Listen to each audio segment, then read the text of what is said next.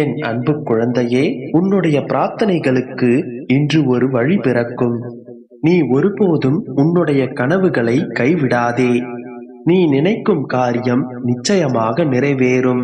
யாருக்கும் தெரியாமல் நீ சிந்தும் ஒவ்வொரு கண்ணீர் துளிகளும் வீணாகாது. அதனை நான் பார்த்து கொண்டுதான் இருக்கின்றேன். உனக்கு யாரும் இல்லை என்று கலங்காதே. உனக்கு உன்னுடைய அப்பா நான் இருக்கின்றேன். குழந்தையே, எதை குறித்தும் கலக்கம் வேண்டாம். உன்னுடைய வாழ்க்கையின் காரியங்கள் அனைத்தும் என் கையில் உள்ளது. உன்னுடைய வாழ்க்கையின் ஒளியாக என்றுமே நான் இருப்பேன். கொடுக்கவும் பாதுகாக்கவும் வழிகாட்டவும் எப்போதும் உனக்கு நான் இருக்கின்றேன். இந்த ஒன்றை மட்டும் எப்போதும் மறந்து விடாதே. எந்த ஒரு மனிதனையும் வெறுக்காதே, ஒதுக்காதே.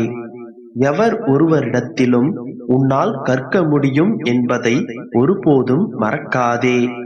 அனைவரிடத்திலிருந்தும் ஏதாவது ஒன்றை கட்டாயம் கற்றுக்கொள்ள முடியும்.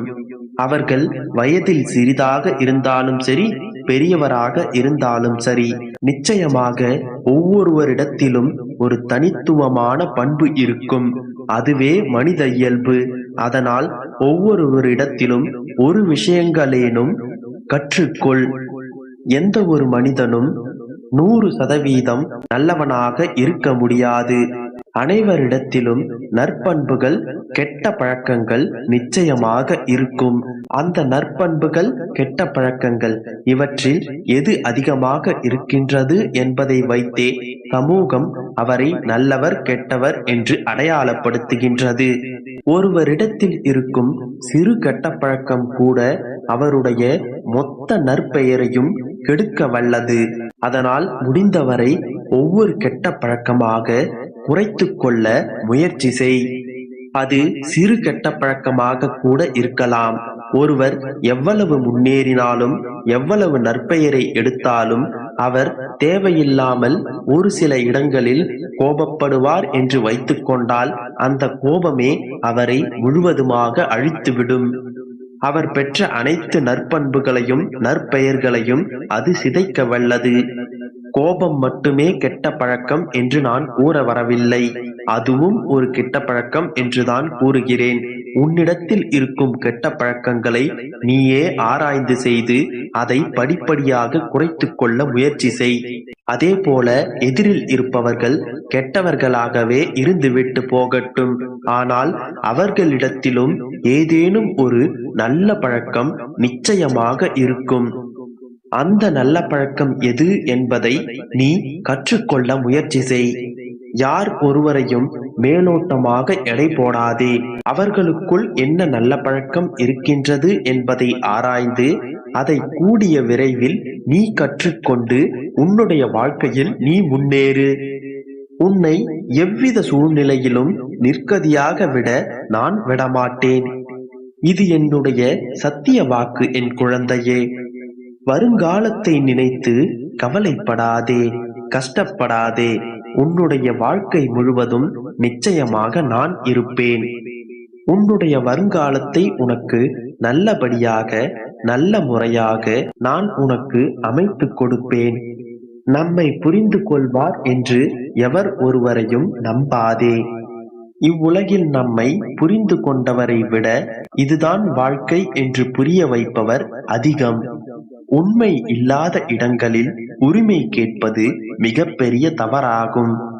உரிமை இல்லாத இடங்களில் பாசம் வைப்பது தவறாகும். பாசம் இல்லாத இடங்களில் பழகுவதே தவறாகும்.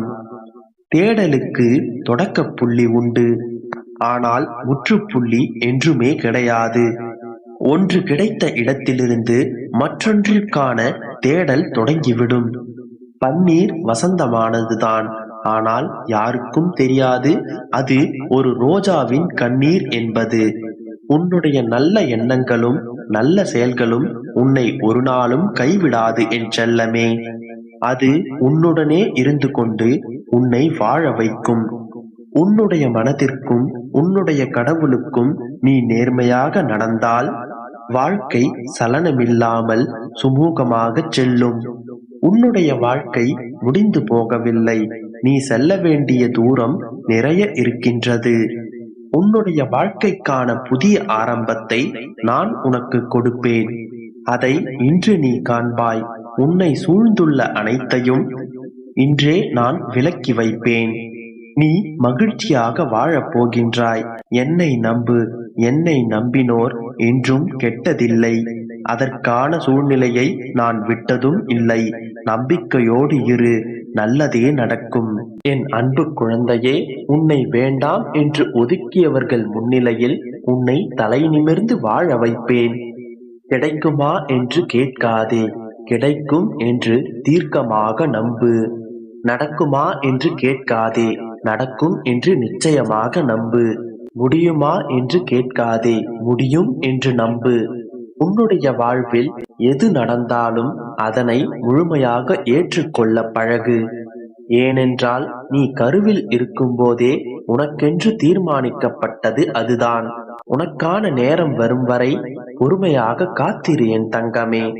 குழந்தையே, உன் அருகிலே நான் இருந்து கொண்டு உன்னை மகிழ்ச்சியான பாதையில் நிச்சயமாக வழிநடத்திச் செல்வேன். நீ எதற்காக கவலைப்படுகின்றாய்? கதவை திறந்து பார் குழந்தையே. உன்னுடைய அப்பா உன்னுடைய வீடு தேடி வந்து விட்டேன். இனி நான் எப்போதும் உன்னை விட்டு போக மாட்டேன். கண் கலங்காதே.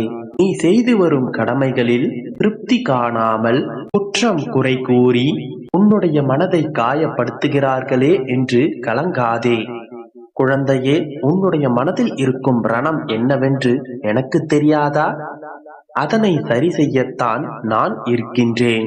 எல்லாவற்றையும் என்னுடைய பாதங்களில் சமர்ப்பித்துவிட்டு தைரியமாக அனைத்தையும் கடந்து வா.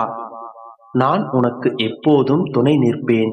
யாருடைய பாவங்கள் ஒழிந்தனவோ, யாருடைய புண்ணியங்கள் பலன் தர ஆரம்பித்து விட்டதோ அவர்கள் மட்டுமே என்னை வணங்குவார்கள்.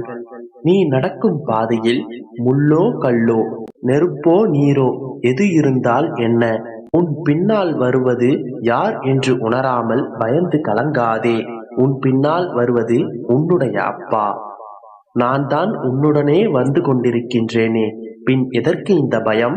மற்றவர்கள் உன்னை அவமானப்படுத்தினாலும் பழித்து குறை கூறினாலும் அதனை பொருட்டாக எடுத்துக்கொள்ளாதே. அவர்களுக்கு எங்கே எப்போது பதில் சொல்ல வேண்டுமோ அவர்களுக்கான பதிலை நான் அவர்களுக்கு சொல்வேன். கலங்காதே, பொறுமையோடு இரு. உன்னுடைய கவலைகளை தூரம் எறிந்துவிடு. உன்னுடைய துன்பங்கள் ஒரு முடிவுக்கு வந்து விட்டன. ஒருவன் எவ்வளவுதான் நசுக்கப்பட்டு வேதனைப்பட்டவனாக இருந்தாலும் என்னுடைய சன்னதியில் கால் வைத்தவுடன் அவன் மகிழ்ச்சியின் உச்சத்திற்கு செல்கின்றான். உன்னுடைய பொறுமைக்கான பரிசை நீ நிச்சயம் பெறுவாய். அதை கூடிய விரைவில் நீ பெறப்போகின்றாய். எதற்காக இத்தனை காலம் வலிகளையும் வேதனைகளையும் தாங்கிக் கொண்டு பொறுமையோடு இருந்தாயோ அதனை நான் உனக்கு என்னுடைய பரிபூர்ண